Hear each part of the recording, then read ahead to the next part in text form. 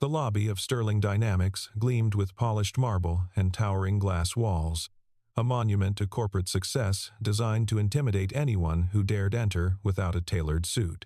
Jacob Miller walked through the revolving doors holding his daughter's hand, his worn khaki pants and faded blue button-down standing in stark contrast to the sleek professionals rushing past. 7-year-old Ella clutched a small stuffed rabbit to her chest, her eyes wide as whispers rippled through the waiting area. A receptionist nudged her colleague, smirking at the sight of a man who clearly didn't belong bringing a child to a job interview. Jacob knelt beside his daughter, brushing a strand of hair from her face. "Daddy's not giving up, okay?" Ella's lip trembled, but she nodded.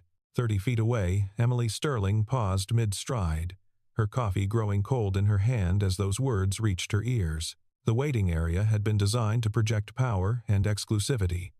Leather chairs lined the walls beneath abstract art pieces that cost more than most people earned in a year. It was a space meant to remind visitors exactly where they stood in the hierarchy of the world.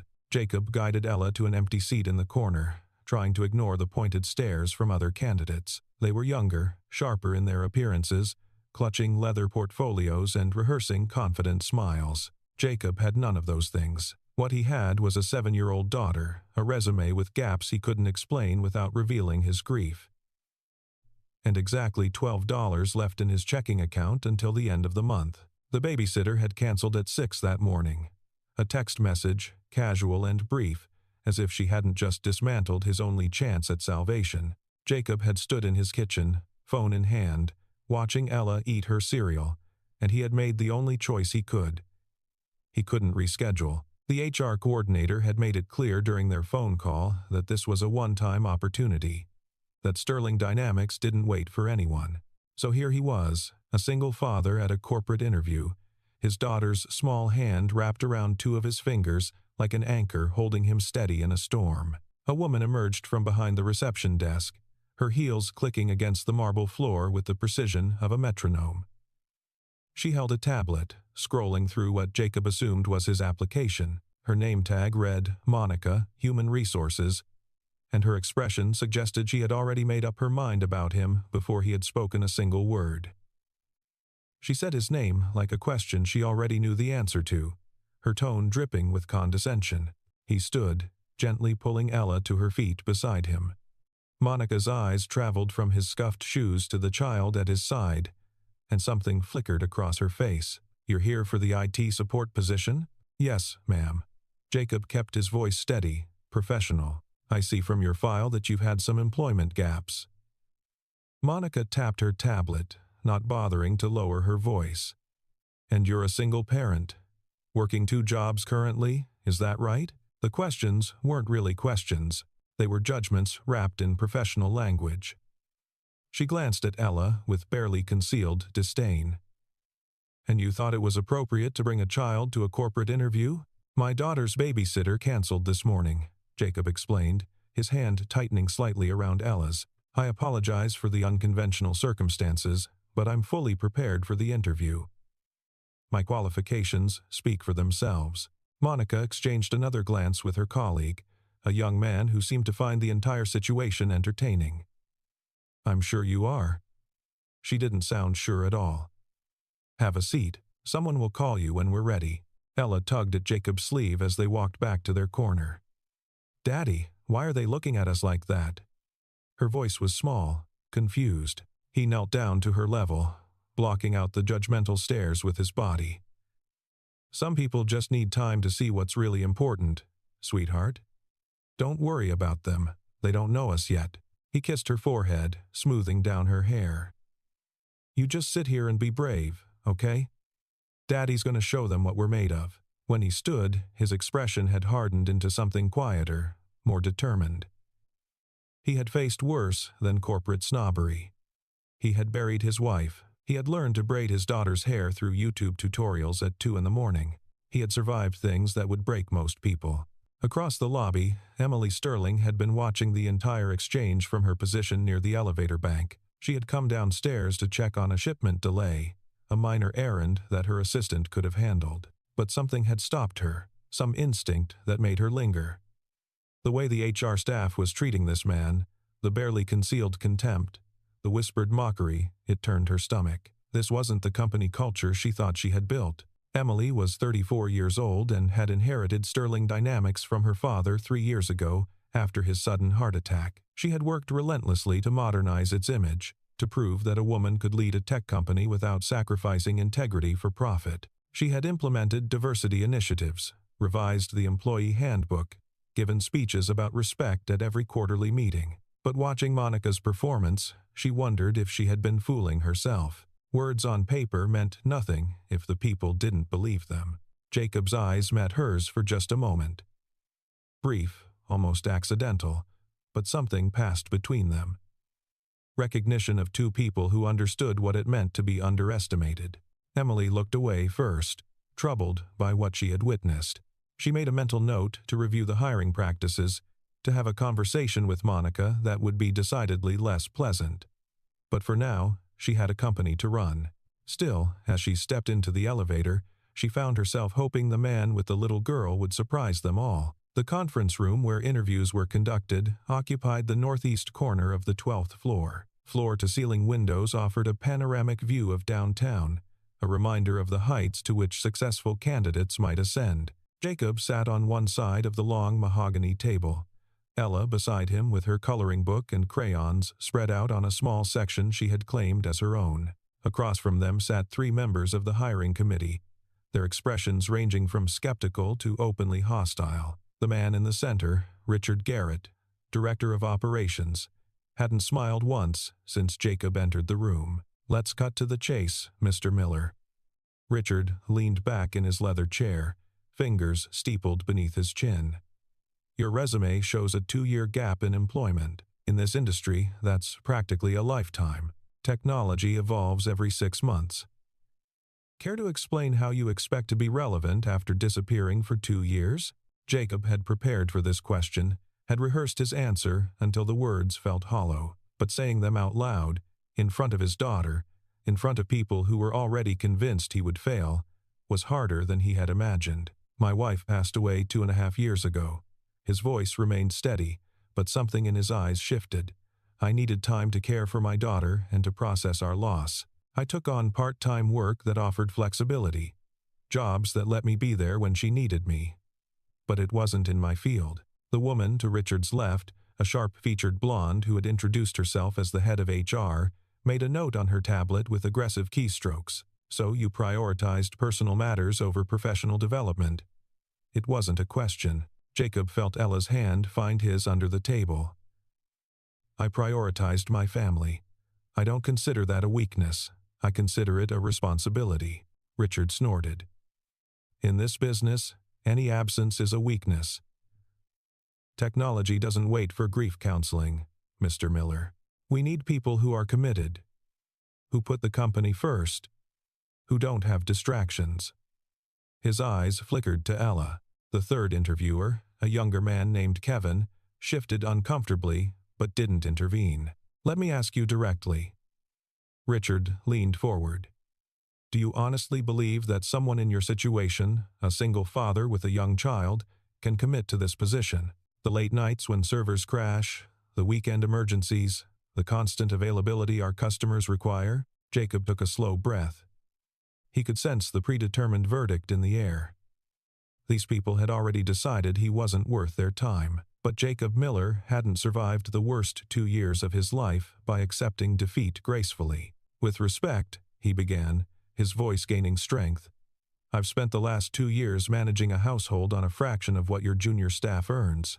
I've learned to optimize every minute of every day because I had no choice. Because my daughter's well-being depended on my efficiency.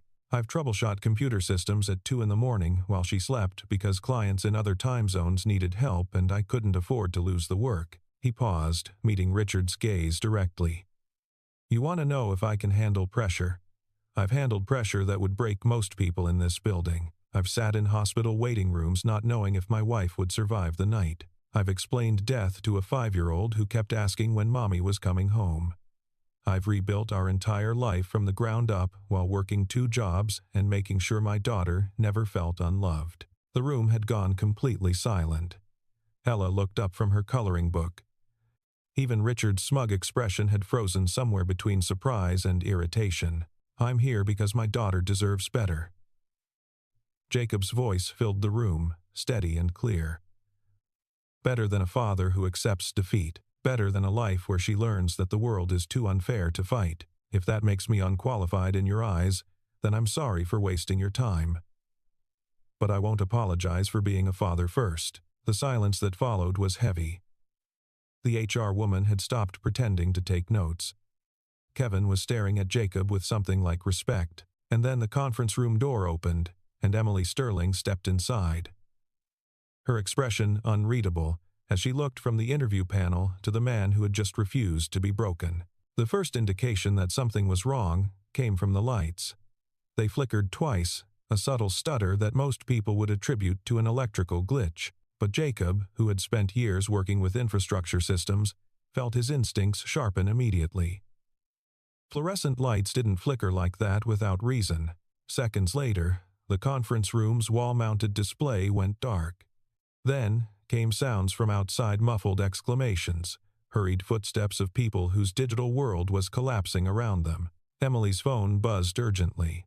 She glanced at the screen, and Jacob watched the color drain from her face. This interview is postponed. She was gone before anyone could respond. Richard fumbled with his own phone, his smugness replaced by genuine alarm, and rushed out after her. Through the glass walls, Jacob could see chaos spreading like wildfire. Employees clustered around, monitors displaying error messages. A woman near the elevator was speaking frantically into her phone. Whatever was happening, it was affecting the entire building. "Daddy?" Ella's voice was small. "What's wrong with everyone?" Jacob squeezed her hand reassuringly. "I don't know, sweetheart. But I'm sure they'll figure it out." He settled her into a corner chair. "Stay right here, okay? Color me a picture. I'll be right where you can see me."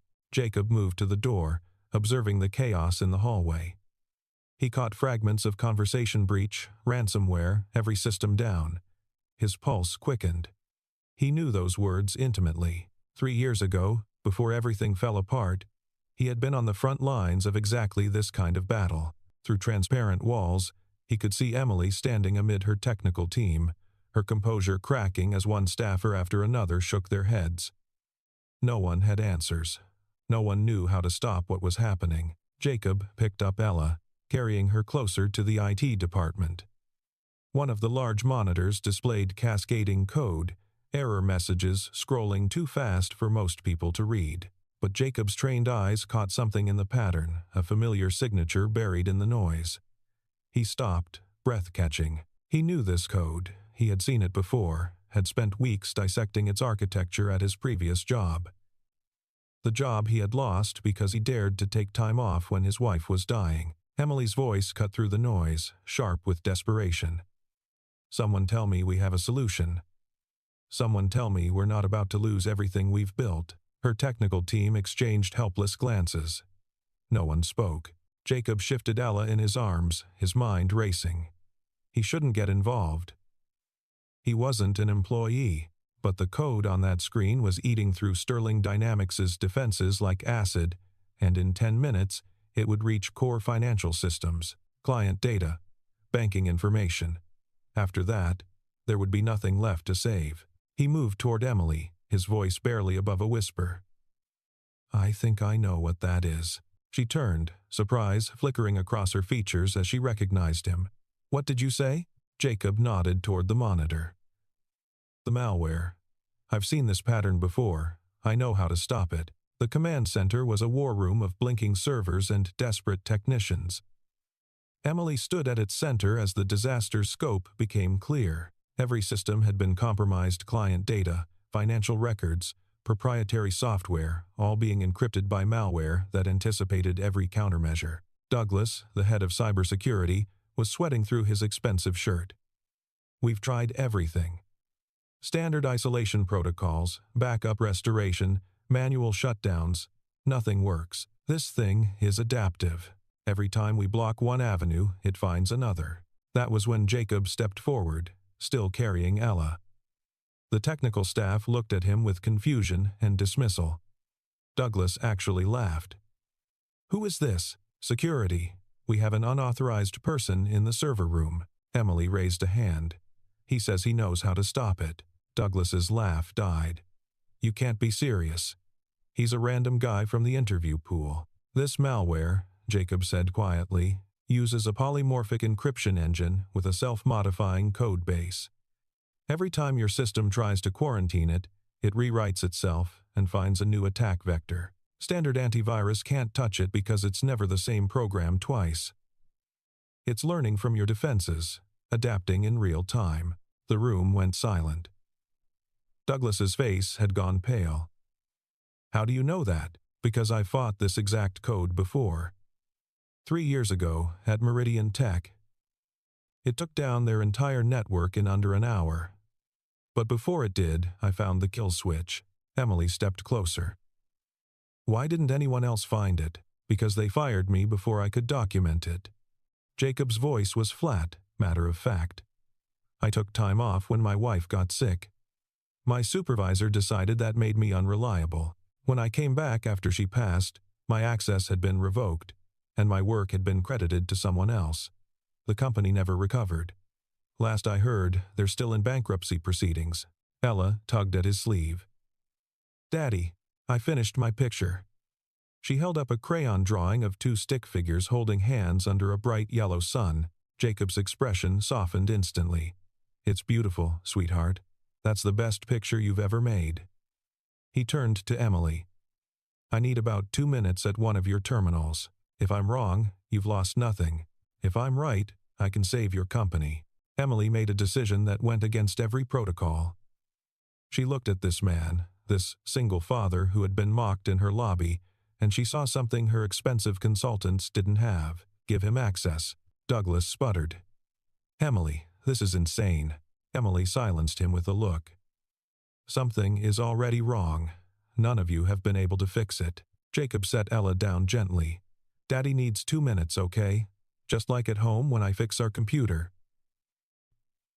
She nodded, clutching her drawing. He sat at the nearest workstation, fingers finding the keyboard with practiced ease. The code was familiar, an old enemy wearing new clothes. He had spent weeks learning its language, understanding its logic, finding the single thread that would unravel the entire tapestry. His fingers moved with speed and precision, bypassing the compromised firewall using a backdoor technique that had been obsolete for years. Modern systems didn't account for it anymore. Which is exactly why it still worked. 17 seconds. That was how long it took for the malware's spread to halt, for the cascade of error messages to slow and then stop entirely. The room held its breath. On the main display, the encryption process had frozen mid-execution. Systems that had been offline began flickering back to life. Douglas stared at the screen. "That's impossible." "You couldn't have in 17 seconds. Jacob pushed back from the terminal. "The malware has a dependency loop in its core replication module. Interrupt the timing sequence at exactly the right moment, and it crashes before it can adapt. But you have to know where to look, and you have to be fast." Emily stepped forward, her eyes moving between Jacob and the stabilizing systems. "You did this in 17 seconds. I've had 3 years to think about it.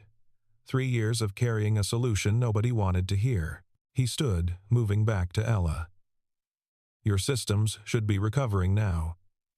You'll want to run a full diagnostic to make sure there's no residual damage.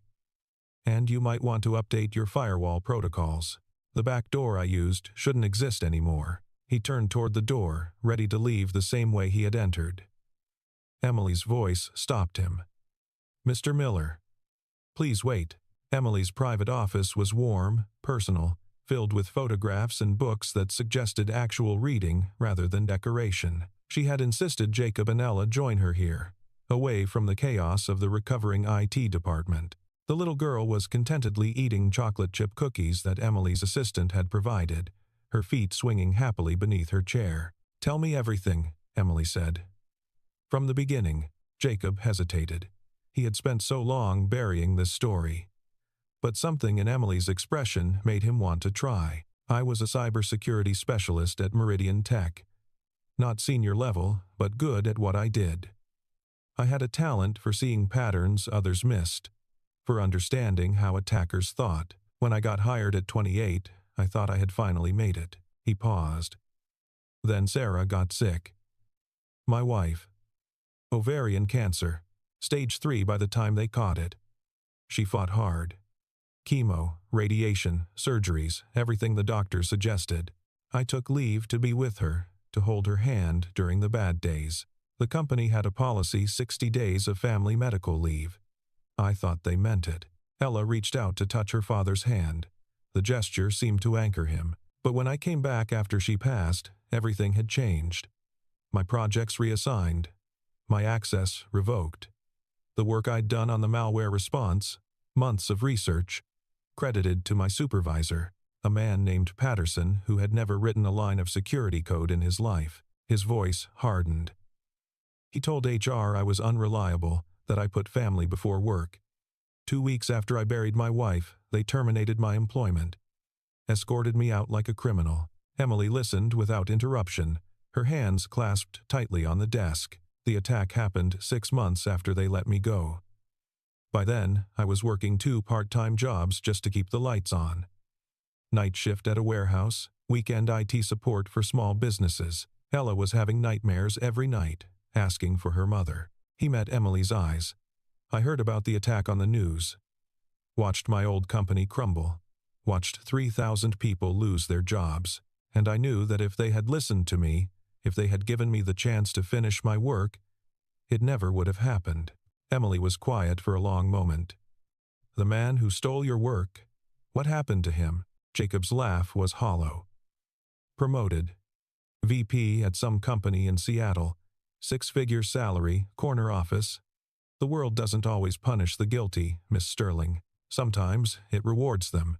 Emily nodded slowly. I've spent 3 years trying to build a company that does things differently, where talent matters more than connections, where character matters more than credentials. She glanced toward the door. Today showed me how wrong I was. The way my staff treated you, that's not the company I want to lead. She turned back to him. I'm going to review our entire hiring process, every policy, every protocol. Because if we almost missed someone like you, how many others have we turned away? The hours following Jacob's intervention revealed fault lines within Sterling Dynamics. The IT department, humiliated by their failure and saved by an outsider, fractured into camps. Some were grateful, others were resentful. Douglas fell firmly into the latter category. He found Emily in the hallway, his face flushed with indignation. You cannot seriously be considering keeping that man involved. He's a security risk. For all we know, he could be connected to the attack itself. He shows up on the same day as a major breach, somehow knows exactly how to stop it. That's too convenient. Emily's response was measured. He solved a problem your entire team couldn't touch. In 17 seconds. That's exactly my point. How did he know what to do unless he had inside information? Douglas, I want you to listen carefully. Her voice went cold. I watched you and your team flounder for 30 minutes while our systems were destroyed. I watched you dismiss every suggestion. Then, I watched a man you laughed at do in seconds what you couldn't do in hours. Douglas opened his mouth, but Emily wasn't finished. If you have evidence Mr. Miller was involved, present it. Document it. But if all you have is wounded pride, redirect that energy toward figuring out how this happened in the first place. Monica appeared at Douglas's elbow. Miss Sterling, perhaps we should discuss this privately. Emily ignored her. This company will not punish competence. It will not dismiss talent because it comes in unexpected packages, and it will not protect egos at the expense of excellence. She turned and walked away, leaving Douglas and Monica to contemplate the ruins of their assumptions. Jacob, still in Emily's office with Ella, had heard enough through the partially open door. Part of him wanted to leave quietly, to avoid the conflict his presence had created. He was tired of being a battleground. He lifted Ella from her chair. Time to go, sweetheart. She looked at him with those clear eyes. But Daddy, the nice lady, wanted to talk more. She gave me cookies.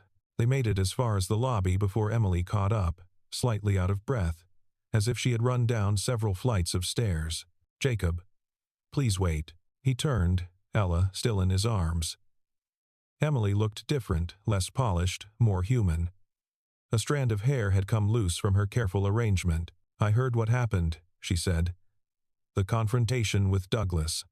I'm sorry you had to witness that." Jacob shook his head. "You don't owe me an apology. You defended me when you didn't have to.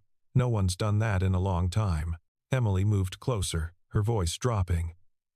"My company treated you badly before you ever had a chance to prove yourself." They stood in the lobby, the same space where Jacob had been mocked hours earlier. The receptionist watched from behind her desk, her expression now uncertain rather than contemptuous. "I know this has been an unusual day," Emily continued, "and I know you have every reason to walk out that door and never look back. But I'm asking you not to. I'm asking you to give this company and me another chance." Jacob studied her face, searching for deception. He found nothing but sincerity. "Why would you trust someone like me? I'm nobody. I'm just a single dad who showed up at the wrong interview with his kid." Emily's answer was immediate. "Because you put your daughter first. That tells me everything about the man you are. Anyone can be impressive on a resume, but character shows in the choices we make when no one's watching. You chose your daughter. That's exactly the kind of person I want building my company." The elevator doors opened behind them. Jacob looked at Ella. "What do you think? Should we give them another chance?" Ella considered, with all the gravity a 7-year-old could muster. Then she smiled, the first real smile she had shown all day. "The nice lady gave me cookies, Daddy, and she has pretty flowers in her office. Maybe she's not so bad." Despite everything, Jacob laughed. It was a small sound, rusty from disuse, but genuine. When he looked at Emily, something had shifted in his expression. Not quite trust, but the possibility of it. The boardroom had been hastily convened for what Monica called an emergency personnel review. Department heads, legal counsel, and senior executives occupied the long table. Emily sat at the head, her expression unreadable. Jacob stood near the door with Ella, uncertain whether they should be present. "The purpose of this meeting," Emily began, "is to address today's events and make a decision about Mr. Miller's potential employment." Douglas spoke immediately. "With respect, there's nothing to discuss. We have protocols, background checks, reference verification, skills assessment. None of that has been completed. We cannot hand a position to someone because he was useful during a crisis." Monica nodded vigorously. "The liability implications are significant. If something were to go wrong, the company would be exposed to enormous risk." Emily turned to Jacob. "You've heard their concerns." Jacob stepped forward. "I understand your concerns. I wouldn't trust me either, based on what you know. I'm a stranger who touched your systems without authorization." He paused. "But here's what I know. Your company was under attack. Your systems were failing, and your team, with all their credentials and experience, couldn't stop it. I could, not because I'm smarter, but because I'd seen this enemy before and spent 3 years thinking about how to beat it." He looked around the room. "You want to know if you can trust me? Trust isn't something you prove with documents. It's something you build through actions. All I can tell you is that I've spent 2 years working jobs that barely paid the bills, struggling to give my daughter a life she deserves. I came here because I needed one chance." Emily pulled a tablet from her briefcase. "I had my assistant run a background check during the crisis." She slid it to Monica. Mr. Miller's former employer had multiple lawsuits filed against them after their collapse. Former employees testified that leadership falsified records and stole intellectual property. The supervisor who took Mr. Miller's work was named in 3 depositions. The room went quiet. "It proves this man was wronged," Emily continued. "The gaps in his resume aren't signs of incompetence, but of a system that punished him for being a good father and husband." She stood. "I'm offering Mr. Miller a position as head of our new cybersecurity initiative. Competitive salary, comprehensive benefits, flexible schedule. Before I accept, Jacob said. I have a condition. Emily raised an eyebrow. Name it. Jacob looked at Ella. I need to pick my daughter up from school every day. I need to be home for dinner every night. I won't miss her childhood for any job, no matter how good the offer. Douglas scoffed. The position requires round-the-clock availability. Client emergencies don't follow school schedules. Emily turned to him. Then we'll restructure the position to accommodate a human being with human needs. Unless you're suggesting our survival depends on exploiting employees rather than respecting them, Douglas had no response. Jacob felt something crack open in his chest, something sealed shut for years. I accept. Ella tugged his hand. Does that mean you got the job, Daddy? Jacob knelt, pulling her into a hug. Yeah, sweetheart. Daddy got the job. Over Ella's shoulder, he saw Emily watching them, her expression soft. Something unspoken passed between them, too fragile to name but too real to ignore. The following weeks transformed Sterling Dynamics in ways no one had anticipated. Jacob's presence became a catalyst for change. He built a cybersecurity team from the ground up, recruiting talent other companies had overlooked, young people with unconventional backgrounds, career changers, single parents like himself. The team's diversity became its strength. But the changes weren't just technical. Jacob's insistence on maintaining boundaries between work and family began influencing company culture. Other employees started leaving on time for their children's events, taking vacation days without guilt. Emily found herself manufacturing reasons to visit his department, to ask questions about security protocols she didn't need answered. She noticed things about him, how his face softened when he mentioned Ella, how he treated his team with genuine respect, how he carried himself with dignity even when others tried to diminish him. One evening, she found him still at his desk long after most employees had gone. Ella was there too, doing homework at a small table he had set up in the corner of his office. Working late? Emily leaned against the doorframe. Jacob looked up with a tired smile. Just finishing documentation. Ella's bus was delayed, so I had her brought here. Emily walked in, crouching beside Ella's table. That's impressive work. You're very smart. Ella beamed. Daddy helps me with the hard ones. He says math is just patterns, and once you see the patterns, everything makes sense. Emily glanced at Jacob, something warm flickering in her eyes. Your daddy is a wise man. Later, after Ella had fallen asleep on the small couch Jacob kept in his office, Emily and Jacob stood by the window, looking out at city lights. I never thanked you properly, she said quietly, for what you did that first day. Jacob shook his head. You gave me a chance when no one else would. That's worth more than any thanks. It wasn't just about the company. Emily turned to face him. It was about seeing someone who refused to be broken by circumstances that would have destroyed most people. Someone who kept fighting when fighting seemed pointless. The air between them felt charged, full of possibility. Jacob wanted to reach out, to bridge the distance. But he was aware of who he was and who she was, employee and CEO, single father and corporate leader. I should get Ella home, he said finally. School night. Emily nodded, stepping back.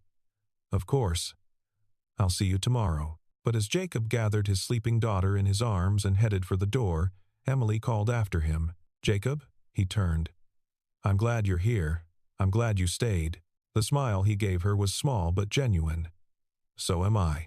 The morning sun filtered through the glass walls of Sterling Dynamics, painting golden rectangles on the lobby floor. Jacob walked through the same revolving doors he had entered months ago, but everything was different now. Employees greeted him by name, with genuine warmth. The receptionist who had once smirked at his appearance now smiled with actual friendliness, asking about Ella's school projects. He took the elevator to his floor, reviewing the day's agenda. Security audit at 10, team meeting at 2, board presentation at 4. The rhythm of professional life had become natural again, but it was different this time. He wasn't sacrificing his soul for success. He wasn't missing his daughter's childhood. He had found balance. In her office on the top floor, Emily Sterling stood at her window, watching the city come alive. She had a meeting with investors in an hour. but her mind kept drifting to a man who had refused to be diminished, to a little girl who had shown more courage in a corporate lobby than most executives showed in their entire careers. Her assistant appeared at the door. "Miss Sterling, your 9 o'clock is here." Emily turned from the window, her professional mask settling back into place. "Send them in." But as she walked to her desk, she paused at the small crystal bowl on her credenza. Inside it, carefully preserved, was a crayon drawing of two stick figures holding hands under a bright yellow sun. Ella had given it to her the day Jacob officially started, pressing it into her hands with the solemn instruction to put it somewhere you can see it when you're sad. Emily smiled, a private expression that no one else would see. Then she straightened her jacket and prepared to face the day, carrying with her the quiet knowledge that sometimes the most important things in life arrived in the most unexpected packages. In the lobby below, Jacob stepped out of the elevator and headed toward his department. His phone buzzed with a message from Ella's school, a reminder about the parent-teacher conference that afternoon. He typed a quick acknowledgement, already rearranging his schedule to accommodate it. Some things had changed since that desperate day when he had walked into Sterling Dynamics with nothing but hope and his daughter's hand in his. Some things were still changing, but one thing remained constant: the commitment he had made to never let work consume the life he was working to build. Outside, the morning sun continued to rise over the city, painting the buildings in shades of gold and amber. Two stick figures held hands under a yellow sun, preserved in crystal and memory, a reminder that courage came in all sizes, and that sometimes the people who saved us were the ones we least expected. The day stretched ahead, full of challenges and opportunities, and Jacob Miller walked to meet it with the quiet confidence of a man who had finally found his place in the world.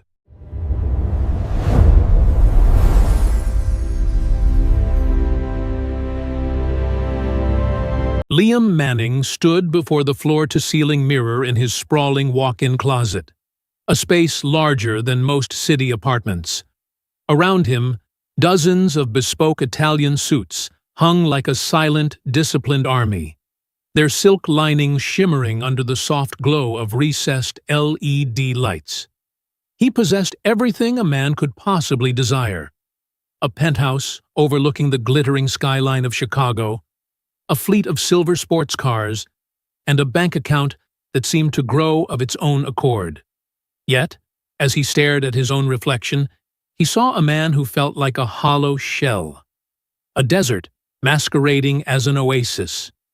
Every woman he met seemed more interested in the limit on his black credit card than the rhythms of his heart, and every friend was merely a business associate in disguise.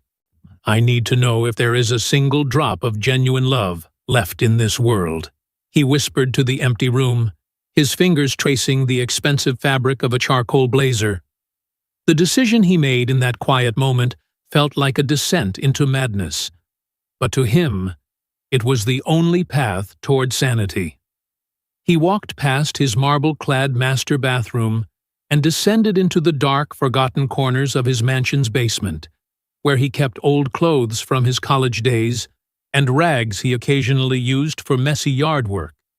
He found a pair of faded, salt-stained jeans and a heavy flannel shirt that had seen better decades. With a grimace, he rubbed handfuls of damp garden soil into the fabric, tearing at the hems until they frayed into unsightly threads. He ignored the scent of mildew and grit, focusing instead on the transformation of his physical self to match the poverty he felt within. He mussed his hair, rubbing a bit of grease from an old bicycle chain into the strands until they were matted and dull. When he finally looked into a small, cracked mirror propped against a storage crate, the billionaire Liam Manning had vanished. In his place stood a man who looked as though the world had chewed him up and spat him out onto the cold, unforgiving pavement. Liam chose his location with the calculated precision of the CEO he was. He decided to position himself directly across from the towering glass skyscraper that served as the headquarters for Manning and Associates, the financial empire he had built from nothing. Hundreds of people flowed through those revolving doors every hour, and a river of humanity that he usually observed from the safety of his top-floor office. If he was going to test the capacity for human compassion, he would do it in the very heart of the rat race, where time was considered more valuable than gold. He sat down on the rough concrete of the sidewalk, leaning his back against a cold brick wall, and placed a battered, sweat-stained baseball cap on the ground in front of him. He pulled his knees to his chest and lowered his head, waiting for the world to notice him, or more likely, to ignore him entirely. The first few hours were more devastating than he had anticipated, cutting deeper than any failed business merger or market crash. People passed by him in a frantic blur of expensive leather shoes and clicking heels, and their eyes fixed firmly on the glowing screens of their smartphones or the distant horizon. He was no longer a person to them. He had become a piece of urban furniture, a blemish on the polished surface of their daily commute. One man, in a sharp navy suit, a man Liam vaguely recognized as a junior analyst from the 14th floor, actually stepped over his outstretched legs with a sneer of disgust. "Some people just don't want to work for a living," the man muttered to his companion, his voice dripping with a casual, unearned superiority. Liam felt a profound, aching sadness wash over him, not for his own temporary plight, but for the realization of how easily we strip others of their dignity when they have nothing left to offer us. The midday sun began to beat down on the Chicago streets, reflecting off the glass towers and making the air feel thick and stifling. Liam's throat felt parched, and the hard concrete was beginning to cause a dull ache in his lower back, but he remained motionless, a silent observer of the human condition. He watched a mother pull her child away from him as if poverty were a contagious disease, and he saw a group of teenagers laugh as they pointed at his matted hair. The emptiness he had felt in his penthouse was being replaced by a cold, hard, cynical weight.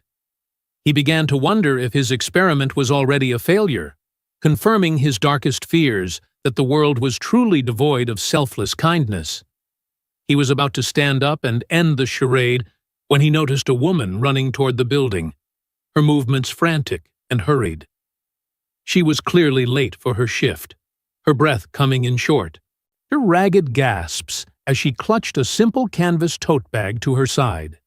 She wore a modest uniform consisting of dark trousers and a polo shirt, and she checked a worn wristwatch every few seconds with an expression of pure anxiety. She raced past Liam without a second glance, her mind obviously occupied by the looming threat of a supervisor's reprimand. However, 3 meters past him, she suddenly skidded to a halt, her sneakers squeaking against the sidewalk. Liam watched through the brim of his hat as she stood still for a moment, her shoulders rising and falling with her heavy breathing. To his utter shock, she turned around and walked slowly back toward him, her expression shifting from panic to something soft and inquisitive. "Excuse me, sir. I saw you sitting here and I just—" she began, her voice a bit breathless but incredibly gentle. She knelt down on the sidewalk, ignoring the fact that her clean trousers were touching the grimy concrete, and looked directly into his eyes. Liam looked up, and for the first time in years, he felt as though someone was actually seeing him, not his title or his wealth. There was no false pity in her gaze, no mask of superiority. There was only a raw, genuine concern that felt like a warm light in a dark room. "Are you all right? Do you need some water or something to eat? You look a bit pale from the heat," she whispered, her brow furrowed with a worry that felt entirely out of place in this cold, metallic city. "I'm okay, I think.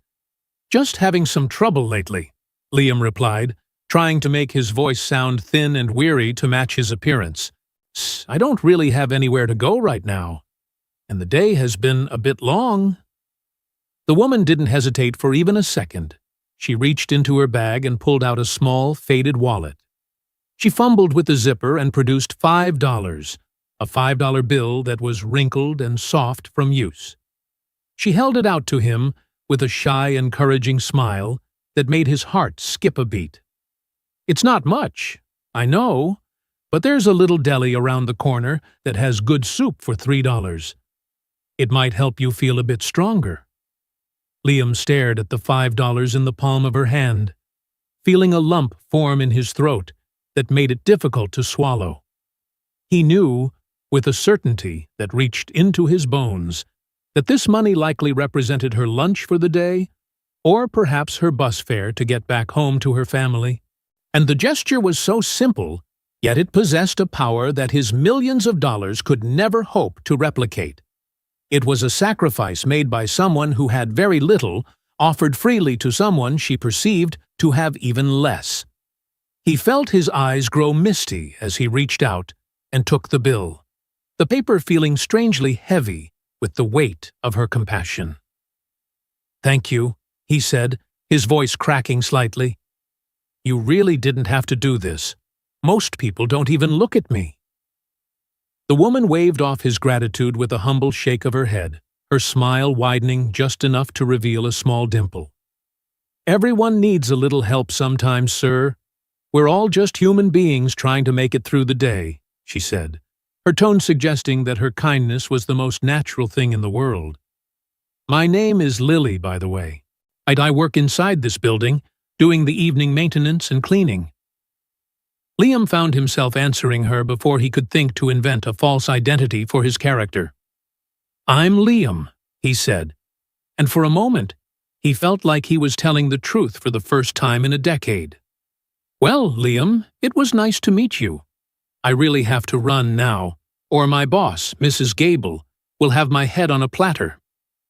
She stood up and smoothed out her uniform, looking down at him one last time with a look of pure, unadulterated kindness. "If you're still here when I finish my shift, I'll try to bring you a sandwich.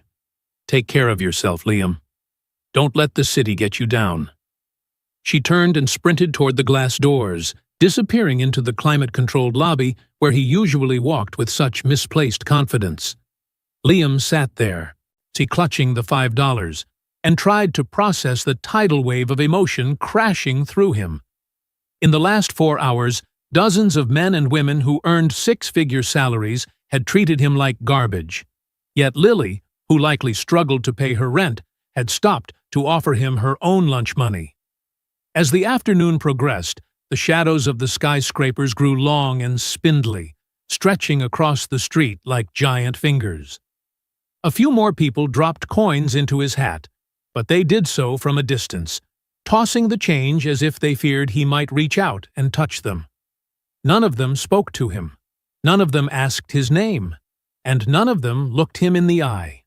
Only Lily had treated him like a human being with a story worth knowing. He found himself checking his own watch, counting down the minutes until the office workers began their mass exodus, hoping to see her face again. He felt a strange, magnetic pull toward this woman, a desire to understand what kind of life produced such an extraordinary heart. When the clock struck 5 o'clock in the evening, the building began to pour out its occupants, a sea of suits and briefcases rushing toward the train stations and parking garages. Liam stayed in his spot, feeling invisible once more, until he saw Lily emerge from a side exit used by the service staff. She looked exhausted, her hair slightly disheveled, and her movements slower than they had been in the morning. But when her eyes found him, she immediately brightened. She walked over and sat down on the bench near the sidewalk, beckoning for him to join her. Liam hesitated, conscious of the dirt he had smeared on his clothes, but she patted the seat next to her with such warmth that he couldn't refuse. "I'm glad you stayed," she said, pulling a small plastic container out of her bag. "I made 2 turkey sandwiches for my break, but I wasn't that hungry. I want you to have this one." She handed him a sandwich wrapped neatly in aluminum foil, and as Liam took it, he felt a surge of guilt that almost made him confess everything right then and there. He was a man who could afford to eat at the finest restaurants in the world. Yet here he was, taking food from a woman who probably worked 10 hours a day just to keep the lights on. "Lily, why are you doing this?" he asked, his voice thick with emotion. "You don't know me." I could be anyone." She looked at him with a gaze that was both wise and incredibly soft, her eyes reflecting the orange glow of the setting sun. "Because I know what it feels like to be overlooked, Liam. My mother, Irene, has been in a wheelchair for 6 years, and I see how people look through her when we're out at the park. I decided a long time ago that I would never be one of those people who ignores someone in need." She took a small bite of her own sandwich and looked out at the traffic. "Besides, you have kind eyes. You look like a man who has a good soul, but just lost his way for a little while. I think we all deserve a map and a flashlight when we're lost in the dark." They sat together for nearly an hour, talking about everything and nothing as the city lights began to flicker to life. Lily told him about her 7-year-old son, Peter, who loved dinosaurs and wanted to be a doctor so he could fix Grandma's legs. She spoke about her dream of finishing her nursing degree, a goal she had to put on hold when her mother fell ill and the bills started piling up. Liam listened with an intensity he usually reserved for high-stakes board meetings, mesmerized by her resilience and her lack of bitterness. She had every reason to be angry at the world, yet she chose to be its healer. When she finally had to leave to catch her bus, Liam felt a profound sense of loss, as if the only real thing in his life was walking away into the Chicago twilight. Liam returned to his penthouse that night, but the silence of the marble halls now felt deafening and oppressive. He stripped off the dirty clothes and stood under a steaming shower for 20 minutes, trying to wash away the guilt that clung to him more stubbornly than the garden soil. He kept thinking about Lily's sandwich, about the way she had spoken of her son's dreams and her mother's illness with such quiet dignity. He realized that while he had been collecting assets and symbols of status, she had been collecting moments of connection and acts of service. He felt like a pauper in the presence of her wealth, a man who owned the world but possessed nothing of value. He sat at his mahogany desk and opened his laptop, his fingers hovering over the keys as he made a decision to learn more about the woman who had shared her lunch with a stranger. It wasn't difficult for a man of his resources to find her. Lily's social media profile was public and filled with photos that told a story of a life lived with purpose. And there were pictures of Peter wearing a paper crown at a birthday party and photos of Irene smiling in the sun at a local community garden. There were no filtered images of expensive meals or luxury vacations, only the simple, radiant joy of a family that loved each other fiercely. He found an old post from 4 years ago, a photo of Lily in a white nursing student's scrub top, her face beaming with pride. The caption read, "Halfway there, can't wait to start helping people for real." Below it, a more recent comment from her mother said, "You are already a healer, my brave girl." Liam felt a tear roll down his cheek, realizing the magnitude of the sacrifice she had made. The next morning, Liam was back on the sidewalk, his heart hammering against his ribs with a mixture of excitement and dread. He saw Lily approaching from a distance, her pace brisk and her expression focused. But when she spotted him, she broke into a run. "Liam! I was hoping you'd be here," she cried, reaching into her bag and pulling out a thermos. "I brought you some hot coffee. It's a bit chilly this morning, and I didn't want you to catch a cold." As he took the warm cup from her, he felt a surge of affection so strong it frightened him. He was falling for her, not for her beauty, though she was lovely in a natural, unforced way, but for the sheer, radiant goodness of her character. "Lily, you're too good to me," he said, taking a sip of the coffee, which tasted better than any expensive artisanal blend he had ever purchased. "I spent all night thinking about what you said yesterday, about your mother and your son. You carry so much on your shoulders, yet you still find time to worry about me." Lily sat down beside him, her presence bringing a sense of peace to the chaotic street. "It's not a burden if you love them, Liam. And helping you. It makes me feel like I'm still the person I wanted to be before life got complicated. It reminds me that I still have something to give, even if it's just a sandwich and a conversation. As the days turned into a week, their morning and evening meetings became the highlight of Liam's existence, the only time he felt truly alive. He invented a story for himself, telling her that he had lost his job in a mid-sized firm and had been unable to find work, eventually losing his apartment. It was a lie that tasted like ash in his mouth, but he was terrified that the truth would drive her away. He wanted to know, with absolute certainty, that she loved the man she saw on the sidewalk before he revealed the man who lived in the penthouse. They talked about their favorite books, their fears for the future, and the small beauty they found in the cracks of the city. He found himself laughing more in those 30-minute intervals than he had in the previous 10 years. However, the world of Liam Manning was not easily escaped, and the thin ice of his deception was bound to crack under the weight of his reality. On a Thursday afternoon, as he sat with Lily sharing a bag of apples she had brought, a familiar black town car pulled up to the curb just a few meters away. A man stepped out, dressed in a tailored gray suit that cost more than Lily's annual salary. It was Marcus Ferraz, Liam's longtime business rival and occasional social acquaintance. Marcus was a man who lived for the spotlight and possessed an ego that could fill a stadium, and he was the last person Liam wanted to see. Liam instinctively pulled his hat lower, turning his face away, but it was too late. "Liam? Liam Manning? Is that actually you?" Marcus called out, his voice booming across the sidewalk and drawing the attention of several passers-by. He walked over with a look of utter bewilderment, his eyes scanning Liam's tattered clothes and matted hair. "Good God, man! What on earth are you doing, sitting on the ground looking like a chimney sweep?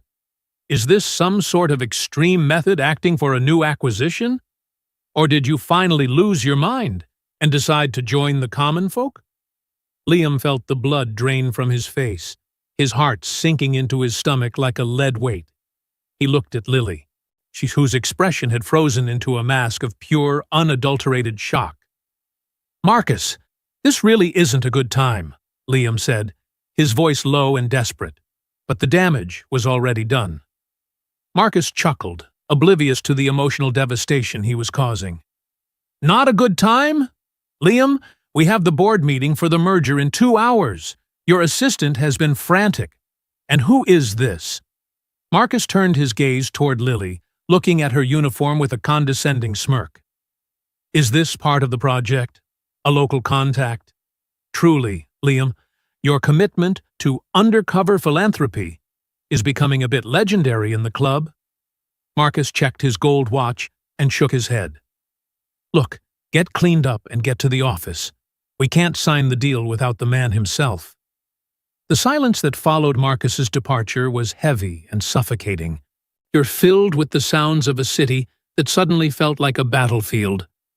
Lily stood up slowly, her canvas bag clutched so tightly to her chest that her knuckles were white. She looked down at Liam, and the warmth he had grown so accustomed to was gone, replaced by a cold, sharp pain that made him want to crawl into a hole and disappear.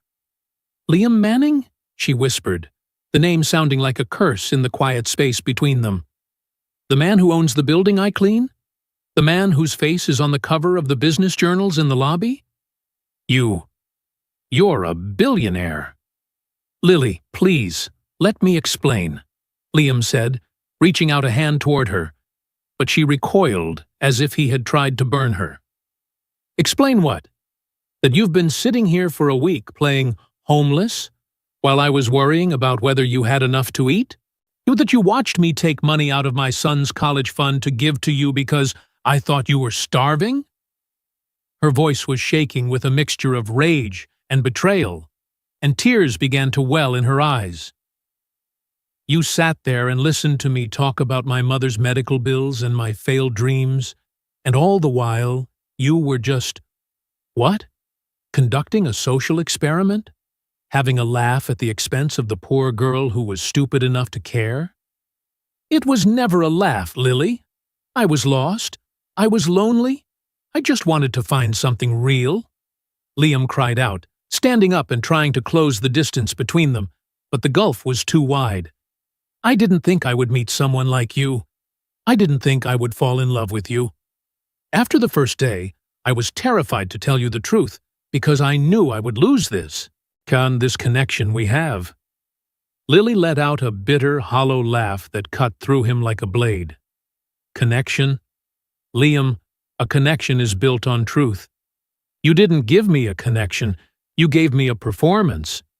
You made me feel like I was a hero, but you were just the director of a play I didn't know I was starring in. She began to back away, her eyes fixed on him with a look of profound disappointment that hurt more than her anger. I woke up at 5 o'clock in the morning to make you breakfast, Liam. I skipped my own meals so you could have a sandwich. I went home and told my mother about the kind man on the sidewalk who just needed a friend. And the whole time, you were just waiting for your car to pick you up and take you back to your palace. She wiped a stray tear from her cheek and straightened her shoulders, and her dignity returning even in the face of his betrayal. Don't ever come near me again, Liam. And don't you dare try to help me with your money. I'd rather scrub floors for the rest of my life than take a single penny from a man who lies about who he is. She turned and walked away, her pace steady and her head held high, disappearing into the crowd of commuters. Liam stood frozen on the sidewalk, the $5 bill she had given him still tucked into his pocket, feeling like the poorest man in Chicago. He realized then that in his quest to find something real, he had used the most artificial means possible, and in doing so, he had destroyed the only beautiful thing he had ever found. He ignored the stares of the people around him and began to walk, not toward his office or his penthouse, but aimlessly through the streets, his heart echoing with the sound of Lily's voice, telling him that a connection built on lies is no connection at all. He spent the next 3 days in a state of catatonic misery, sequestered in his penthouse, while the world outside continued its frantic pace. Rodrigo, his best friend and business partner, came over and found him sitting in the dark, still wearing the tattered flannel shirt he had refused to throw away.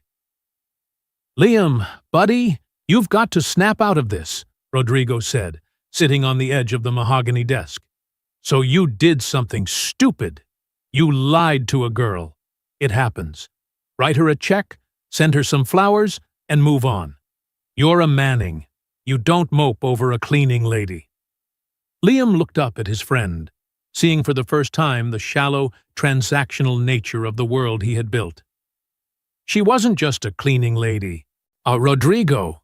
She was the only person who ever looked at me and saw a man, not a bank account. And I threw it away for a lie." Liam realized that if he wanted to win Lily back, he couldn't do it as the billionaire Liam Manning, and he certainly couldn't do it as the homeless Liam either. He had to show up as the man he actually was, someone flawed, someone learning, and someone who was finally willing to be vulnerable. He spent the weekend researching the best medical specialists for his mother's condition, but he didn't call them as a donor. Instead, he prepared a humble apology, one that didn't involve grand gestures or expensive gifts.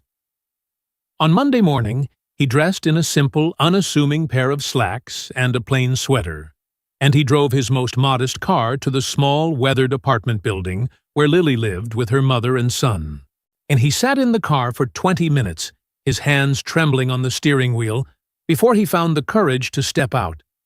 The building was located in a neighborhood that's seen better days, but as he entered the lobby, he noticed the small touches of care. A pot of geraniums by the door, a neatly swept floor. He climbed the stairs to the 3rd floor and found apartment 3C. He knocked softly, his heart pounding so hard he thought it might burst through his ribs. The door was opened by an older woman in a wheelchair, her silver hair pulled back in a neat bun, and her eyes sharp and discerning. "You must be Liam," she said, her voice steady and surprisingly strong. "I'm Irene. My daughter has told me a great deal about you, though not much of it was flattering lately." "I know, Irene. I deserve every bit of it," Liam said, on standing awkwardly in the hallway. "I didn't come here to make excuses. I needed to tell her I'm sorry, and I wanted to meet the woman who raised such an incredible daughter." Irene looked at him for a long moment, her gaze searching his face for any hint of the deception that had hurt her child. Finally, she stepped back and gestured for him to enter. "Lily is at work, but she'll be home in an hour. You can wait here, but I expect you to help me with the dishes while we talk. I don't care how many billions you have. In this house, everyone pulls their weight." Liam smiled, a genuine, relieved smile, and rolled up his sleeves, heading straight for the small kitchen sink. For the next hour, Liam Manning, the man who controlled half the real estate in the city, scrubbed plates and dried glasses, while Irene told him stories about Lily's childhood. She spoke of the time Lily had given her only pair of winter boots to a girl at school who was walking in the snow with plastic bags on her feet. She talked about the night Lily's father had died, and how the 16-year-old girl had held the family together with nothing but sheer will and love. "My daughter doesn't value money, Liam," Irene said, watching him carefully. "She values truth. She values the kind of man who stays when things get hard, not the kind of man who wears a mask to see if she's worthy of his time." Just as Liam was finishing the last of the pans, the front door opened, and a young boy with bright, inquisitive eyes burst into the room. "Grandma, I found a rock that looks like a T-Rex," he shouted, and before stopping dead in his tracks when he saw Liam standing in the kitchen. This was Peter, the boy who wanted to be a doctor. Liam knelt down, meeting the boy at eye level. "That's an impressive rock, Peter. It definitely has that prehistoric look to it." Peter looked at his grandmother, who nodded encouragingly. "Who are you?" the boy asked, his voice full of curiosity. "I'm a friend of your mom's," Liam replied softly. "I made a big mistake, and I'm hoping she'll let me try to make it right." At that moment, the door opened again, and Lily walked in, carrying a bag of groceries. She froze when she saw Liam, her face paling and her eyes darting to her mother. "What is he doing here, Mom?" she asked, her voice tight with a protective instinct. Irene didn't look up from her knitting. "He's been doing the dishes, Lily. And he's been listening to me talk for an hour without interrupting once. That's more than I can say for most men these days." Lily set the groceries down on the small table and turned to Liam, her expression guarded, but no longer filled with the searing rage of their last encounter. "You shouldn't have come here, Liam. I told you I didn't want your help or your money." "I didn't come here to give you money, Lily," Liam said, stepping forward but keeping a respectful distance. "I came here because I realized that the man I was, the one who hid behind suits, and the one who hid behind rags, wasn't the man I want to be. I want to be the man who earns your trust, one day at a time, without any shortcuts." He looked around the small, love-filled apartment and felt a sense of belonging he had never found in his penthouse. "Though I was wrong to test you. I was wrong to lie. I see now that you were never the one who needed to be tested. It was me. I needed to see if I was capable of being a human being again." Lily looked at him, her gaze softening just a fraction as she saw the sincerity in his eyes. She saw the dishwater stains on his sweater and the way he looked at Peter with genuine affection. "It's not that simple, Liam. You can't just flip a switch and make the lies go away. Every time I look at you, I wonder if there's another secret waiting to come out." Liam nodded, accepting her words with a humility that surprised even himself. "I know, and I'm prepared to spend as long as it takes to prove to you that I'm finished with secrets. I'm not asking for your forgiveness today. I'm just asking for the chance to be a part of your life. See, in whatever way you'll allow." Over the next few months, Liam became a fixture in their lives, but not as the billionaire benefactor. He showed up on weekends to help with repairs, he sat with Peter and helped him with his dinosaur puzzles, and he took Irene to her physical therapy appointments in his modest sedan. He learned how to cook a decent spaghetti sauce under Irene's strict supervision, and he found that he enjoyed the simple pleasure of a quiet evening in a small living room far more than any gala or charity ball.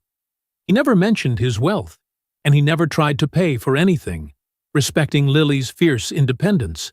He was simply Liam, the man who had messed up, but was trying his best to grow. One evening, as he and Lily sat on the small fire escape outside her window, watching the city lights, so she finally reached out and took his hand. "You've changed, Liam," she whispered, her thumb tracing the palm of his hand. "I see it in the way you look at Peter, and the way you listen to my mother's endless stories about the neighborhood. You're not performing anymore." Liam squeezed her hand, feeling a sense of peace that he had once thought impossible. "I'm not. I've realized that the life I had was just a collection of things. The life I have now, with you and your family, this is the only thing that's ever felt real." Lily leaned her head on his shoulder, and for a long time, they just sat there in the cool Chicago air. "I've been thinking about my nursing degree," she said quietly. "I think I'm ready to go back. I've saved up enough for the first semester. Oh, and I've found a program that has night classes."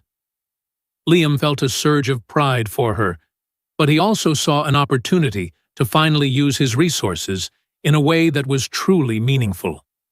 "Lily, I know you said no gifts, but I want to make a proposal. Not as a billionaire, but as your partner. I want to set up a foundation for student nurses who have had to put their dreams on hold for their families. You can be the first recipient, but it will be a scholarship you earn, not a gift I give." Lily looked at him, her eyes shining with a mixture of surprise and tears. "A foundation? You'd do that for other people too?" Liam nodded, his heart full. "I want to use what I have to help the people who are like you, the healers who are often overlooked. It's the least I can do to honor what you taught me on that sidewalk." Lily smiled, a radiant, a beautiful smile that washed away the last traces of the pain between them. "I think I'd like that, Liam. I think I'd like that a lot." In that moment, the $5 bill in Liam's pocket felt like the most important investment he had ever made. The one that had finally yielded a return of genuine, lasting love. The seasons changed, and the harsh Chicago winter gave way to a bright, hopeful spring.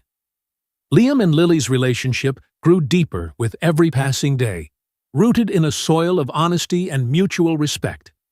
Liam had restructured Manning and Associates, shifting the company's focus toward ethical investing and community development, much to the initial shock of his board of directors.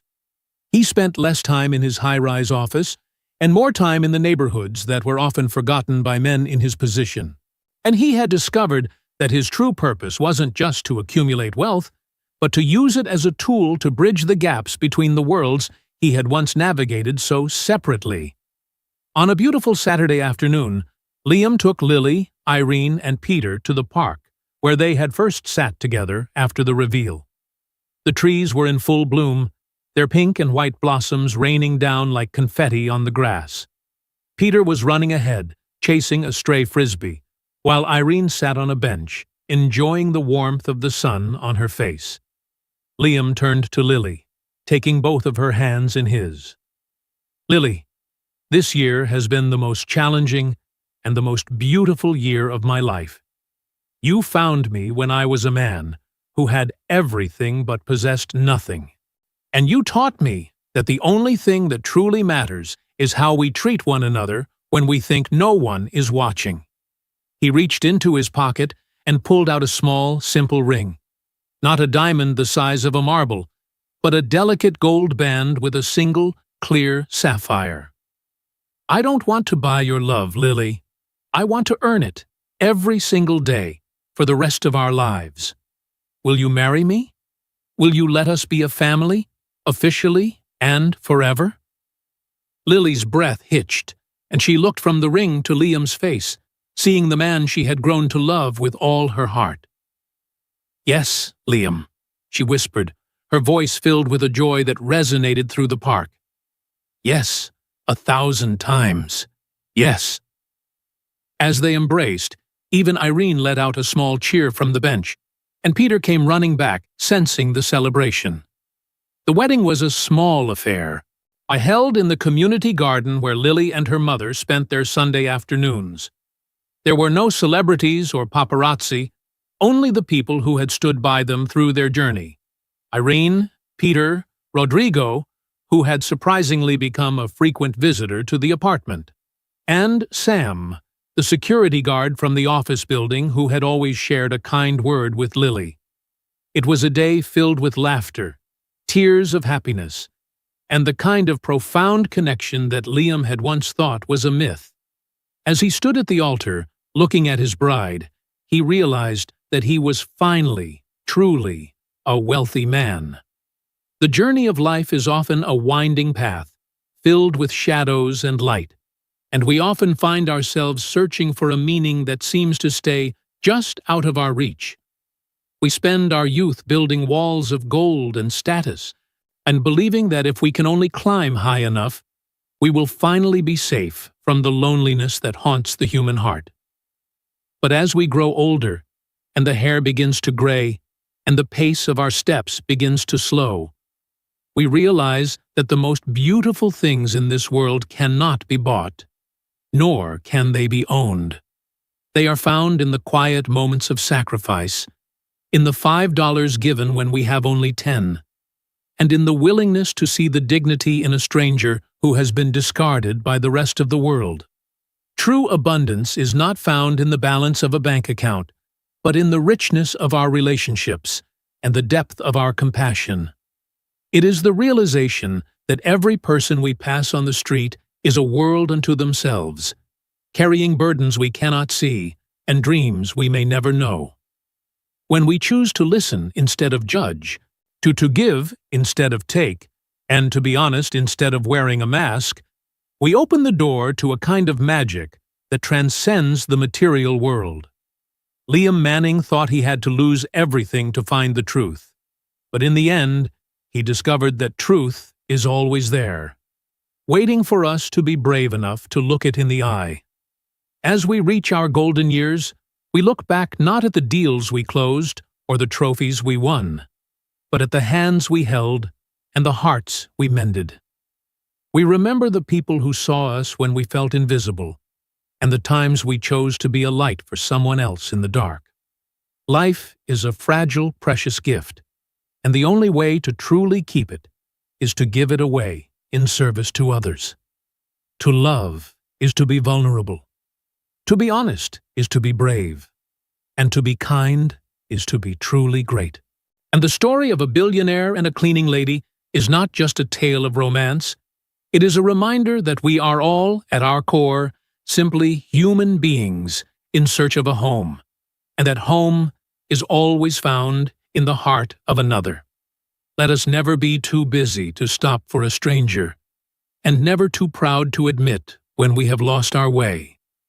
For in the end, we are all just walking each other home, and the path is much brighter when we walk it together, hand in hand, with hearts full of truth and pockets full of kindness. May we all find our own Lily, and may we all have the courage to become the kind of Liam the world truly needs, a man who understands that the greatest luxury in life is the ability to love and be loved in return, exactly as we are. That is the only legacy that truly lasts, the only treasure that time can never fade, and the only story that is truly worth telling.